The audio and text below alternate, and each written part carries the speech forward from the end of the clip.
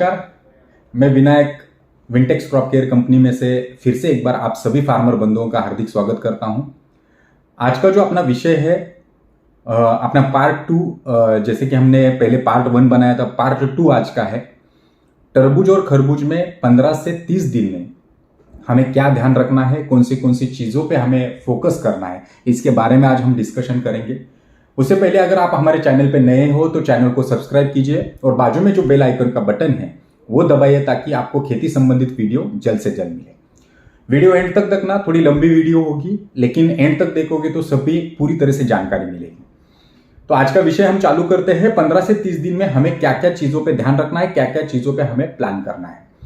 ये जो समय रहता है 15 से 30 दिन का जो समय रहता है, ये मोस्ट इंपॉर्टेंट और बहुत जरूरी इंपॉर्टेंट टाइम रहता है, ताकि इसमें तीनों चीजें आती है। फूलकली से लेके फ्रूट सेटिंग का टाइम रहता है, फ्रूट सेटिंग से लेके ग्रोथ, ये तीनों को बैलेंस करके हमें जाना है, क्योंकि ग्रोथ भी लेनी है, उसी के साथ साथ फुलकली भी बढ़ानी है, उसी के साथ साथ सेटिंग की तरफ भी ध्यान रखना है। यानी ये तीनों को मद्देनजर रखते हुए हमें प्लान करना है। दूसरी चीज ऐसी है कि ये समय थोड़ा सेटिंग का रहता है, तो इसमें मधुमक्खी का बहुत बड़ा रोल है। तो मधुमक्खी के लिए कैसे हम इन्वाइट कर सकते हैं, मधुमक्खी कैसे अपने खेत में ज्यादा आ सकती है। उसके बाद दूसरा प्रॉब्लम ऐसा रहता है कि जैसे कि वेला क्रैकिंग होने वाला प्रॉब्लम रहता है, क्योंकि ठंडी का टाइम रहता है तो वेला क्रैक होने का, गमस्टिक बोलते हुए या वेला क्रैक हो जाता है, वो प्रॉब्लम रहता है। उसी के साथ साथ फ्रूट ड्रॉप होने का प्रॉब्लम रहता है, क्योंकि आपने देखा होगा कोहरा या झाकड़ जब गिरती है या धुआरी जब गिरती है तब जो कली में फ्रूट्स आके काले पड़ के ड्रॉप होने का प्रॉब्लम ज्यादा रहता है। तो ये जो चीज है ये बहुत ही इंपॉर्टेंट है, क्योंकि तरबूज में अगर देखा जाए, मैं तरबूज की बात कर रहा हूं, तरबूज में देखा जाए तो लिमिटेड सेटिंग रहता है, एक पौधे पे लिमिटेड फ्रूट्स आते हैं। तो अगर आपने अच्छी तरह से नियोजन करके फ्रूट सेटिंग के लिए काम किया तो यही चीज आगे जाके आपको उत्पादन में प्लस कर सकती है। लिमिटेड फ्रूट यानी क्या होता है कि एक वेल पे 1 या 2 या 3 फ्रूट बैठते हैं, एवरेज 2 ही फ्रूट एक वेली पे बैठते हैं। दूसरी चीज मैंने जैसे बताया कि मधुमक्खी का रोल क्यों इंपॉर्टेंट है, क्योंकि इसमें नर कली और मादी कली ये दोनों अलग रहते हैं, और जब तक मधुमक्खी जाके उसके परागीभवन नहीं करेगी, या उसमें मधुमक्खी जाके जब वहां से इस पुल से लेके नर पुल से लेके मादी पुल में, मादी पुल से लेके नर पुल में जब तक नहीं जाएगी तब तक उसका पोलिनेशन नहीं होता है, और जब तक पोलिनेशन नहीं होगा तब तक फ्रूट सेटिंग बैठता नहीं। इसके आगे इसमें खरबूज की बात अलग है। तरबूज ये सेल्फ पोलिनेटेड नहीं है, इसमें नर कली और मादी कली अलग आती है, और उनका दोनों का परागीभवन जब तक नहीं होगा तब तक हमें सेटिंग नहीं मिलता है। ये तरबूज की बात है। और खरबूज की अगर बात करें तो खरबूज ये सेल्फ पोलिनेटेड है। सेल्फ पोलिनेटेड रहने की वजह से ग्रो कवर के अंदर भी उस पर सेटिंग होना चालू हो जाता है। तो अगर देखा जाए तो तरबूज के वाले जो फार्मर है, तरबूज में हमें खास मधुमक्खी का ध्यान रखना है। दूसरी चीज ऐसी है कि अगर हम देखते हैं कि हमें एक अच्छा उत्पादन लेना है, तो मैंने जैसे बोला कि मैंने प्लांट पॉपुलेशन का भी पहले जो पार्ट था उसमें प्लांट पॉपुलेशन पे बहुत ज्यादा जोर देके बात की थी। तो प्लांट पॉपुलेशन अगर आपका 7,000 अगर रहता है या 7,000 अगर रहता है तो एक पौधे पे मिनिमम 2 फ्रूट गिनते हैं तो 14,000 फ्रूट हुए, और 14,000 गुनिया अगर एक फ्रूट का वेट 1.5 किलो से 2 किलो अगर पकड़ते, 2 किलो भी पकड़ते तो मिनिमम 28,000 किलो यानी 28 टन का एवरेज हम 1 एकड़ में ले सकते हैं। तो हमें ध्यान रखना है कि ये समय पे हमारे खेत में मिनिमम 14,000 फ्रूट सेट होना जरूरी है। बारकाई से वो चीज पे ध्यान रखो। फ्रूट सेटिंग कौन से पन्ने पे आ रहा है, कैसा आ रहा है, ड्रॉप हो रहा है, नहीं हो रहा है, वो समय पे हमें कौन सी चीजों पे ध्यान रखना है, इसके बारे में हमें ध्यान रखना पड़ेगा, और वो चीज पे हमें बारकाई से प्लान करना पड़ेगा। जैसे कि मैंने बोला ये चीज में ये समय पे जैसे वेला क्रैकिंग का प्रॉब्लम रहता है, पाउडरी मिल्ड्यू का इशू रहता है। जैसे आप टुडे देख रहे हो, अगर आज की डेट में देख रहे हो तो क्लाइमेटिकली इश्यूज बहुत है, कभी भी बादल आ जाते हैं, कभी भी ठंडी बढ़ जाती है, तो डाउनी के प्रॉब्लम रहते हैं, डाउनी मिल्ड्यू आता है, ब्लाइट का प्रॉब्लम रहता है, करपे का प्रॉब्लम रहता है। तो ये सारे प्रॉब्लम में से अपने को मार्ग निकालना है, तो हमें ज्यादातर नियोजनबद्ध और अपना खत नियोजन अच्छा होना चाहिए। तो ये 15 से 30 दिन में हमें उसका तंतोतंत्र प्लानिंग करना है। उससे पहले हमें क्या करना है, जैसे ही हमारा पौधा 15 दिन से लेके 20 दिन, 20 से 22 दिन का हो जाता है या वेला नीचे उतरना चालू हो जाता है, तो हमें खास ध्यान रखना है। बेड से जैसे ही वेला नीचे उतरना चालू होता है तो हमें खास ध्यान रखना है येलो स्टिक पैड और ब्लू स्टिक पैड, ये मिनिमम पर एकड़ का येलो स्टिक पैड और blue stick pad, yellow stick pad 50 minimum नग जाने चाहिए और ब्लू जो मिनिमम 25 नग जाने चाहिए पर एकड़ का। हमें अलग तरीके से प्रॉपर जिगजैग पद्धति से उसको लगाना है। तो इसका बेनिफिट क्या होगा? अभी काफी सारे लोग बोलते हैं कि येलो स्टिक पैड और ब्लू स्टिक पैड लगाने से आपने खेत की तरफ ये आकर्षित हो जाता है, वो लगाना नहीं चाहिए। लेकिन मेरी राय मानो तो ये लगाना बहुत जरूरी है। दूसरी चीज ऐसी है, ये लगाने से हमें बेनिफिट क्या हो जाता है कि ये लगाने से हमारे खेत में कितना प्रमाण में व्हाइट फ्लाई हो, थ्रिप्स हो, इसका अटैक कितने प्रमाण में है वो हमें वो स्टिक पैड पे देख के पता चलता है। तो हम जो दवा देने वाले हैं इसमें हमें दवा थोड़ी हेवी लेनी है कि नॉर्मली लेनी है वो पता चलता है। तो ये चीज बहुत इंपॉर्टेंट है। अपना पौधा 15 से 20 दिन का जैसे ही हो जाता है हमें येलो स्टिक पैड और ब्लू स्टिक पैड वो हमें लगाना ही लगाना है।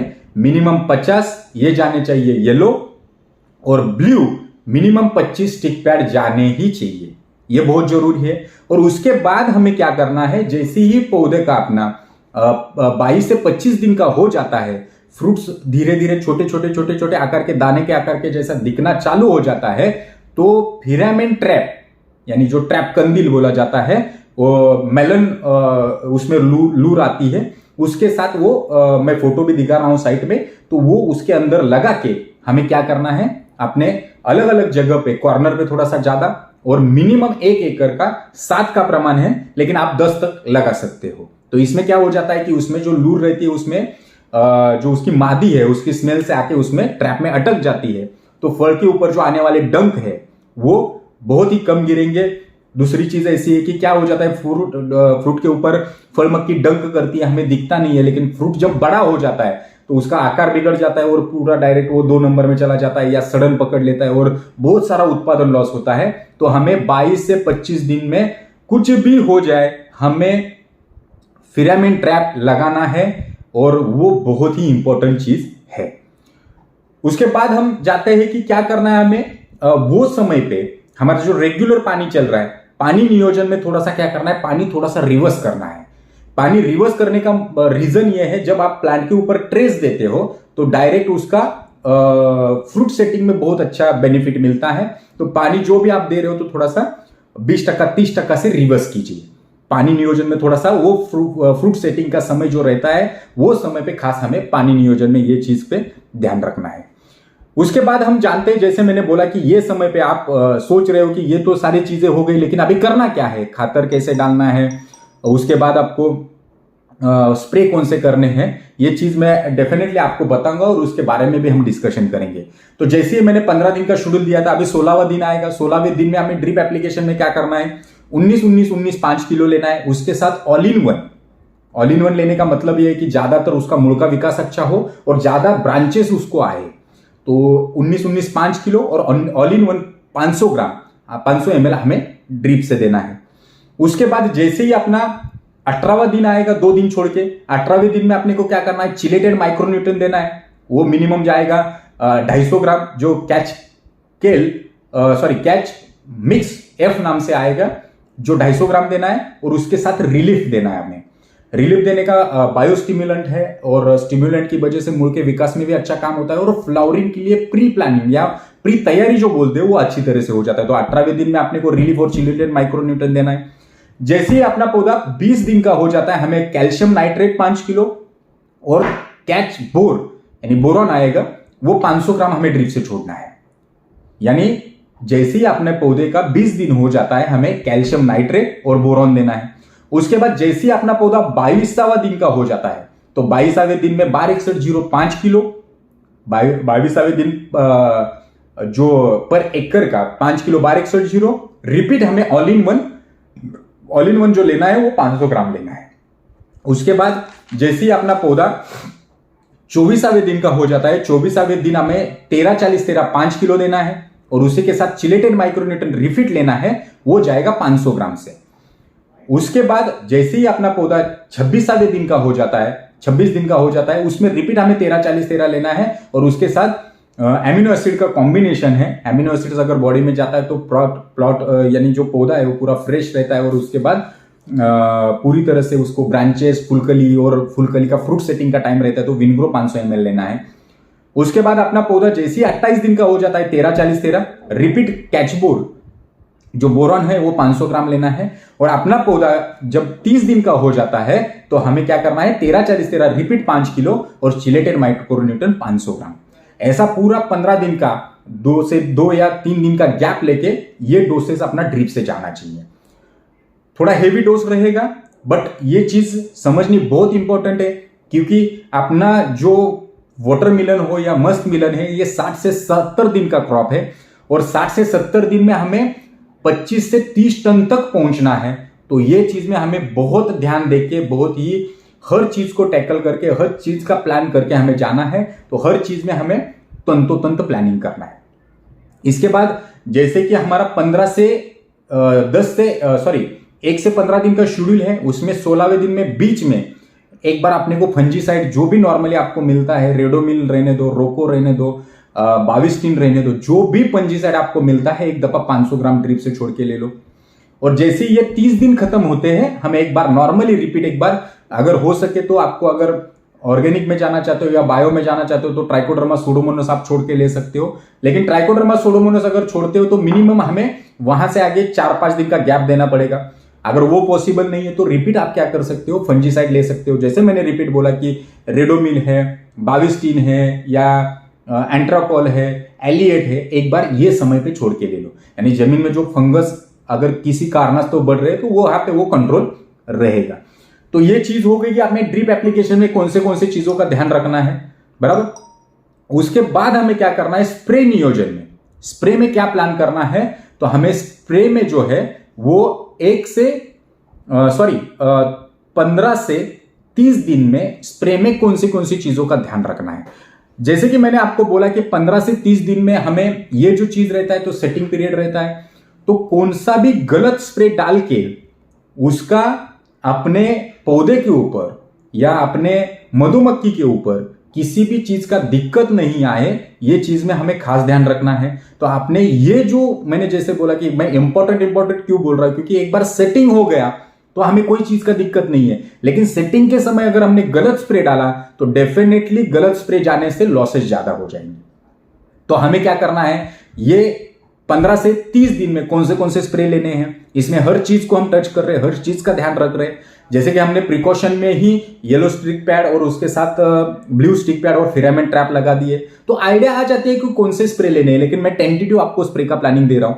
जैसे अपना 15 से 30 दिन की जर्नी रहती है उसमें 17वें दिन हमें क्या करना है, हमें कॉन्टॉफ लेना है 15 लीटर पानी में 15 ml, रिलीफ लेना है 20 ml और अल्टीमेट लेना है, बायोपेस्टिसाइड है, अल्टीमेट लेना है 20 ml। कॉन्टॉफ अगर नहीं मिल रहा है तो आप टाटा रैलीज का ही ताकत बोल के प्रोडक्ट है वो ले सकते हो, वो 10 से 15 ग्राम जैसा लेके डाल सकते हो। तो ये स्प्रे डालने से क्या फायदा होगा तो सबसे पहला इसमें रस्ट चूसक कीट जो है, सेकिंग पेस्ट करने वाली जो कीट है उसको कंट्रोल मिलेगा।